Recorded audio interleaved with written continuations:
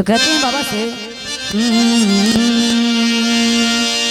कि कागज बोले हाय भवनमा में ए सखी दूसर का सखी से कहला कि कागज बोले भवनमा में आजा शिवा गुरु आयथिन आंगनवा में आजा शिवा गुरु आयथिन आंगनवा में कागज बोले भवनवा में हर दिया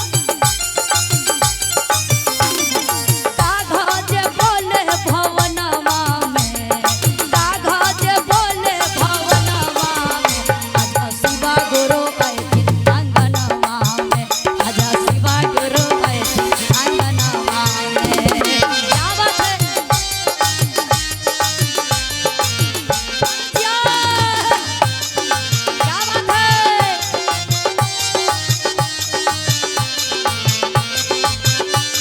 बात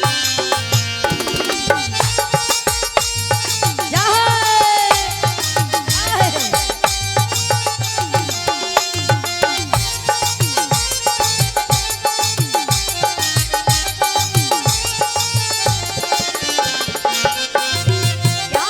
बानर रहे महीने हमार आरु दिया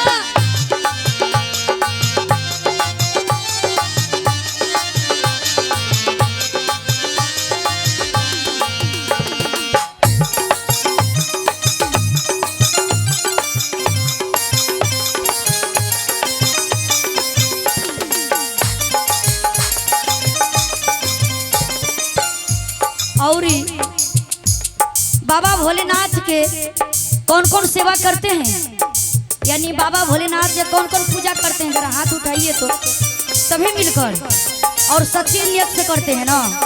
तो सच्ची नियत से करते हैं तो आप आइए, तो थोड़ा सा आप आइए, शर्माइए नहीं। कहावत है कि जो करते हैं बाबा के दरबार में शर्म उनको फूट जाती है करम।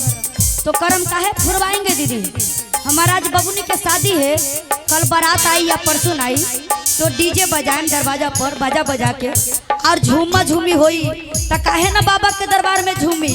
आय दीदी दोनों मिलके, हाँ हाँ दोनों मिलके दीदी दोनों मिलके सोने सुराही गंगा जल पाले सोने सुराही गंगा जल पाले चरना पखार में हो चरना पखार में अंगनवा में चरना पखार में अंगनवा में आजा शिवा गुरु आयथिन अंगनवा में आजा शिवा गुरु आयथिन भवनवा में जा क्या बात है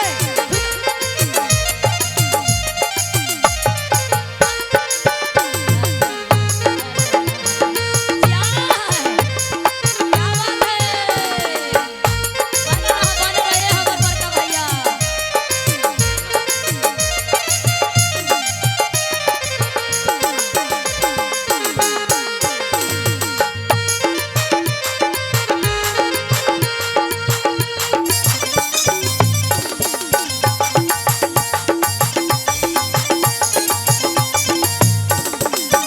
औरी का सोने के आसन सोने सिंहासन सोने के आसन सोने सिंहासन असली बैठैबो असली बैठैबो भवनवा में असली बैठैबो भवनवा में आजा शिवा गुरु आयथिन अंगनवा में आजा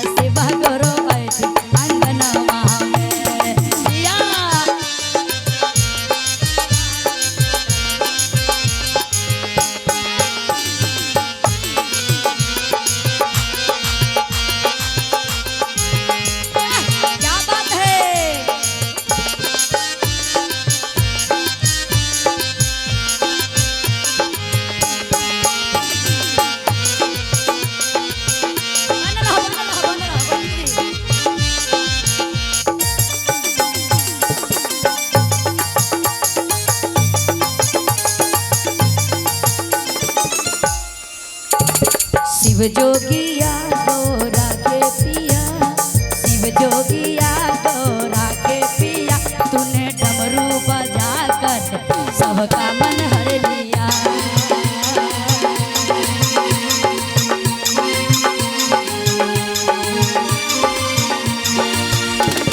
शिव जोगिया गोरा के पिया, शिव जोगिया गोरा के पिया, तूने डमरू बजा कर सबका मन हर लिया।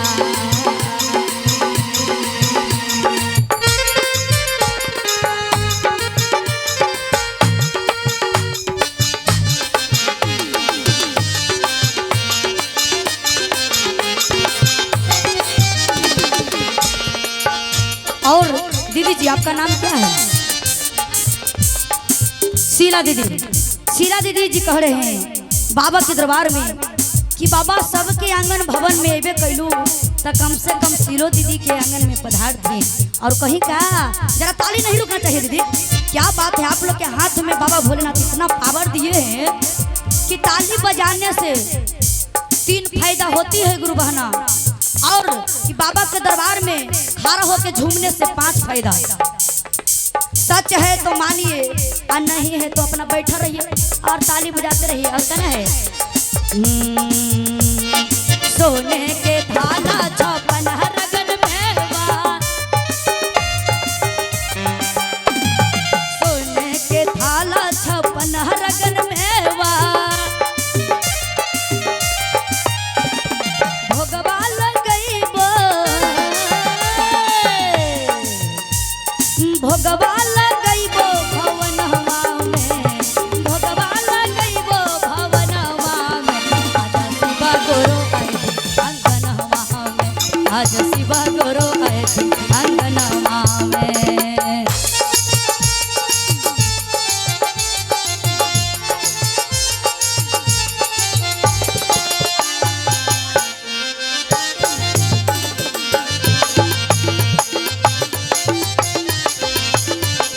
क्या बात है?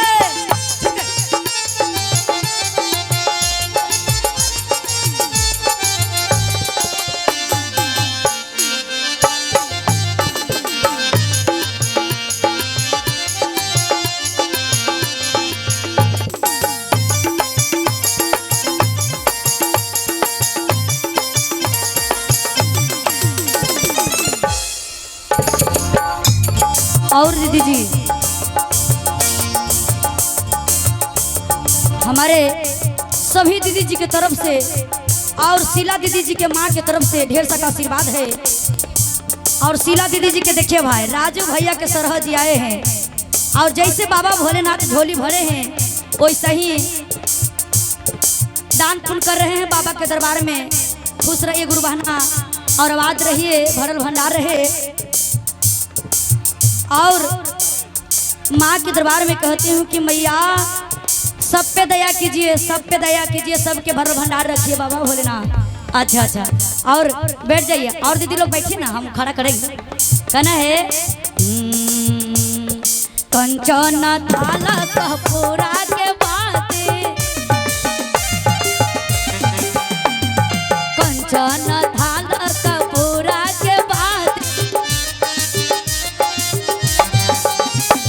आरती उतार में हो,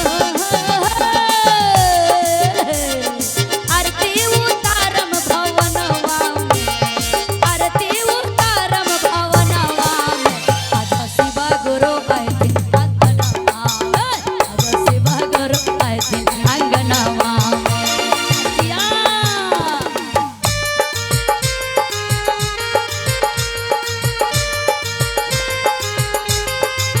क्या बात है?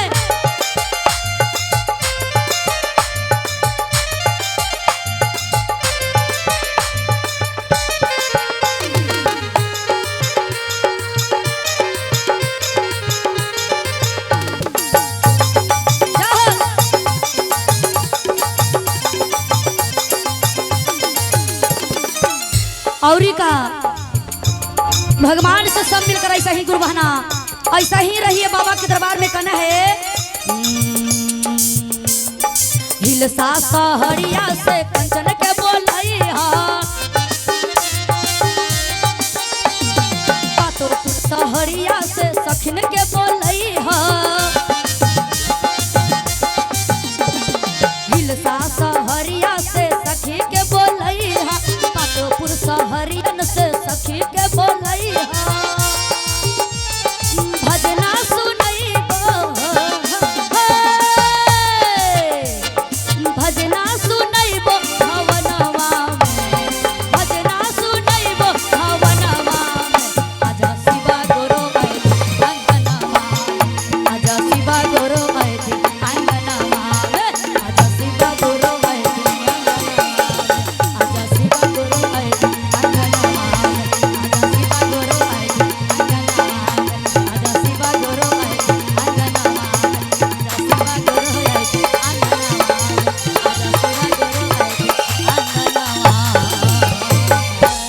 आजा शिवा गुरु यथिन राजू भैया के भवनमा में। प्रेम सुने शंकर भगवान के और कस के जयकारा लगना चाहिए। क्या बात है, एक बार बोल दीजिए प्रेम से बोलिए मैया पार्वती की, देवघर वाले भोलेनाथ की हर